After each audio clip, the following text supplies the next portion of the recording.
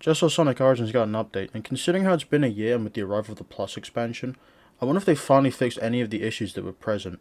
Or maybe if they've even patched Knuckles into CD after, it has been a year.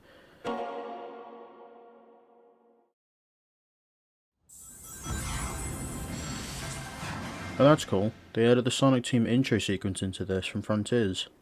Huh.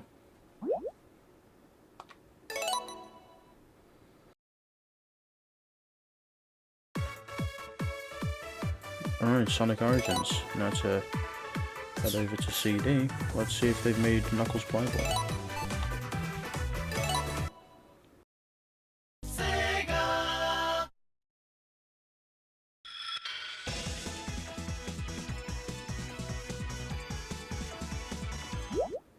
Right, so they haven't made him playable.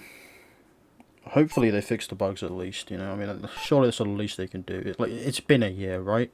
Surely they've done that.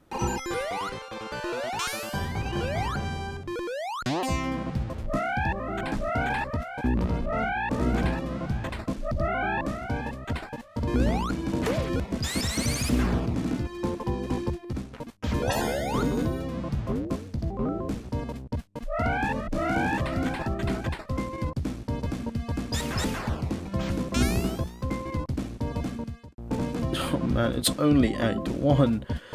At least we've got through that though. I mean, there's still Act 2 to go, but surely that's the worst of that.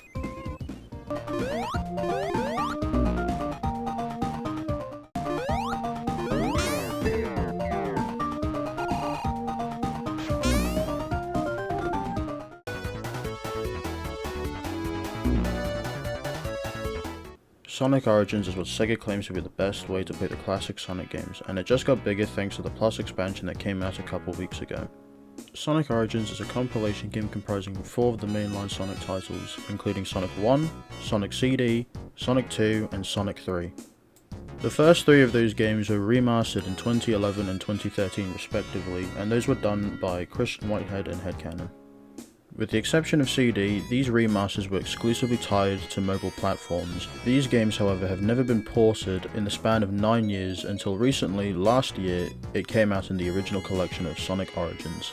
This was the first time that Sonic 3 was ever remastered and brought to a modern platform. The initial release of the game, however, wasn't received too great. It contained a few bugs and glitches that weren't in the original 2013 and 2011 ports. Sonic 3 was the worst one out of all of them as it had the most bugs and glitches. It was later uncovered though that Sonic 3 was an unfinished build of what was supposed to come out, but that was basically what we received last year. Sonic Origins Plus, however, came out a little under 3 weeks ago. What they basically added was 12 Game Gear games, a playable Amy Rose, and Knuckles into CD. However, they didn't fix any of the present bugs that are in the game currently. The music in Sonic 3 is still compressed.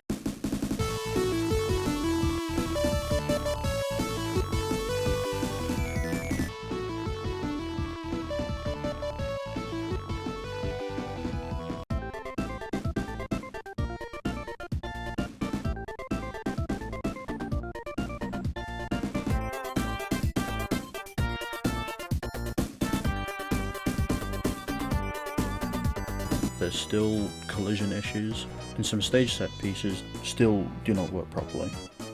The new DLC, in my opinion, isn't worth buying. The new character is basically just a reskin of Sonic with a worse drop dash, and Knuckles and CD should have been in since the base game. And while it's cool that they re-released the Game Gear games in the compilation, you can still play those on a PS2 if you have the Gems collection or if you have a GameCube. And I'd argue you get the exact same experience than if you're playing them in Origins Plus. And while many would prefer the Master System versions over the Game Gear versions, I'd argue the Game Gear has the biggest library of Sonic games, so it made it way more easier to develop one emulator and put it into Origins Plus. And so why I dislike Origins Plus is how they've handled the new characters. I dislike how they handled Amy in this though. She adds nothing to the main game, and is pretty much, as I said before, a carbon copy of Sonic. She just has an extended hitbox and a worse drop dash. She is also basically her Superstars variant, which is also yet to come out, but come on, these basically look exactly the same. Now Knuckles, whew. So let me get this out of the way. While they initially advertised the game, they said 3, count them, 3 playable characters, which would imply that Knuckles is playable in all 4 games. However, he was only playable in Sonic 1, 2, and 3. Why wasn't he put in Sonic CD originally?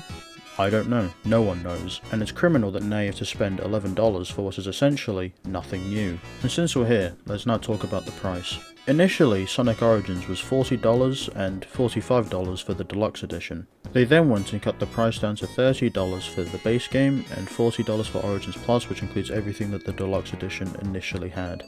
However, because of that price drop, the game is now, in my opinion, more in line of what it should have costed a year ago. So if you made the choice to go and buy the game from anywhere between last year and up to June 22nd, you basically made the wrong call. So what I'm saying is that they basically went and took your $10 and made a runner. And again, just to clarify, they didn't give you anything extra. You just paid extra for the game at the time, so sucks to be you, I guess. And again, they didn't fix anything. Which still means that if you want the better way to play these games, you still have to go out in search of fan projects and ROMs in order to quench that thirst.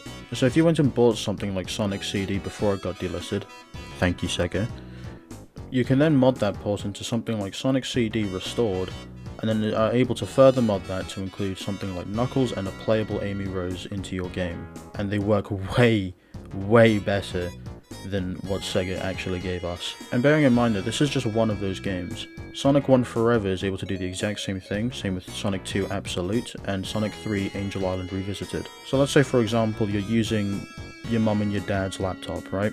You can still play all of these games and get a way better experience than what Sonic Origins Plus is able to give out. And even if you don't have that, if you have an Xbox Series console, or just an Xbox in general, you're able to get dev mode and able to emulate these games, again, arguably better than what Sega is able to give you in an official release. And again, to remind you, you're paying for this. Sonic Frontiers is giving you a new story and new playable characters, which, let me tell you, going by these past two updates, far outclasses again what Sonic Origins is able to give you. And just to say, if you have a copy of Sonic Frontiers, again, you can play those past two updates for free. They won't have the story content though, you'll have to wait a little bit later for that. But the fact that it's coming, and it's free, just kinda says a lot. If you want my opinion, this collection is still good if you want to play the classic titles.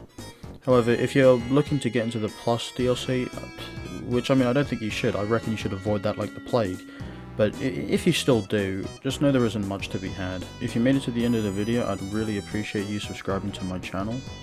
Please leave your thoughts on the DLC down below in the comment section. I occasionally stream on Twitch as well, so I'll leave that down in the description if you want to go and follow me and check me out. But that's all I have right now, so I'll see you guys in the next one.